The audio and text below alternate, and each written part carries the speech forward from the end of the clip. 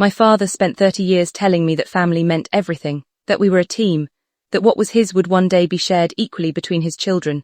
The day his will was read, my brother received the house, the business, and 90% of the savings. I received a single paragraph that said, "To my daughter Claire, I leave my personal library and my watch collection with love."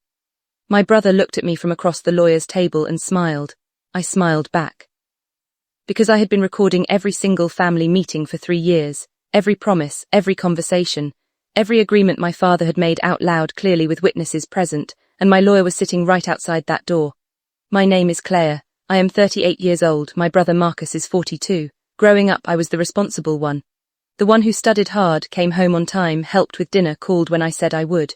Marcus was the charming one. The one my father laughed with, went fishing with, watched football with on Sunday afternoons. I never resented their relationship. I understood it. Some fathers and sons have a natural bond. I accepted that mine did. What I did not accept, and what took me years to fully understand, was that my father had been slowly, quietly, rewriting the future of our family behind my back. It started with the business. My father built a small construction company over 30 years. By the time I was in my 20s, it employed 40 people and turned a steady profit. Both Marcus and I worked in it at different points, but I was the one who stayed. I learned every department. I managed the accounts for 6 years. I brought in 3 of our largest contracts through relationships I had built personally.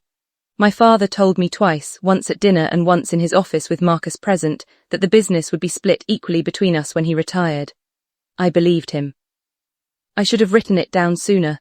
3 years before my father passed, something shifted. Marcus moved back to town after a failed business venture out of state. He started coming around more. Sunday dinners became regular again. He and my father started having long conversations I wasn't invited to. I noticed. I didn't say anything immediately, but I noticed. Then small things started happening. A supplier I had dealt with for years called to say our contact had changed. Marcus had called him directly and told him to report to him going forward. A meeting with our accountant was scheduled without me. When I asked my father about it, he said, "Just routine, Claire, nothing to worry about." Then one evening I overheard a phone call. My father on the back porch, voice low, saying, "Marcus, I've spoken to the lawyer, it's being taken care of. Claire will be fine. She's always landed on her feet." I stood in the kitchen holding a dish towel and understood everything. The next morning I bought a small digital recorder, and I started attending every meeting, every dinner, every conversation very, very carefully. The next 3 years I recorded everything legally permitted in our state. I recorded a family dinner where my father said directly, "Claire, you and Marcus will always be equal in this family. I want you both taken care of."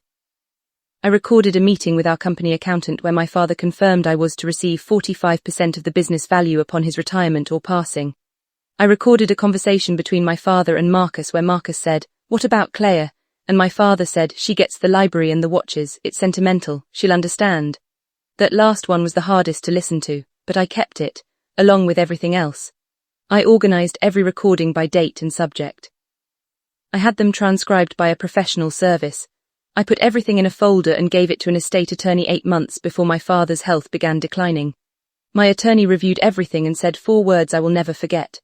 "Claire, you have a case." My father passed on a Wednesday morning in April. The will reading was 2 weeks later.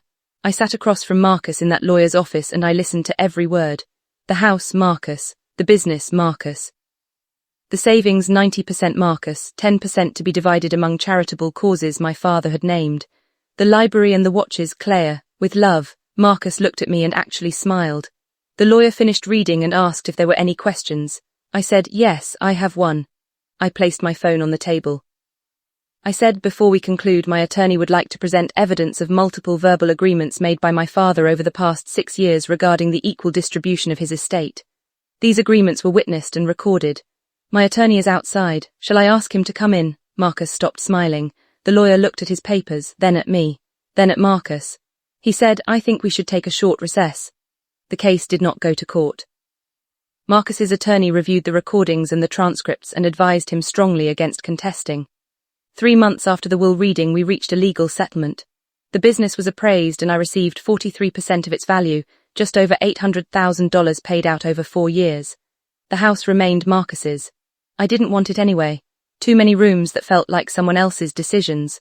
Marcus and I have not spoken since the settlement was signed. That is his choice and I have accepted it. What I think about sometimes late at night when the house is quiet is not the money, It's that conversation on the back porch, my father's voice saying she's always landed on her feet. He was right about that part, I just made sure I had something to land on.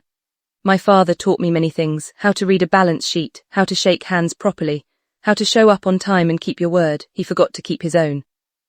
But he also, without meaning to, taught me the most important lesson of all. Document everything, trust carefully, and never ever stop paying attention.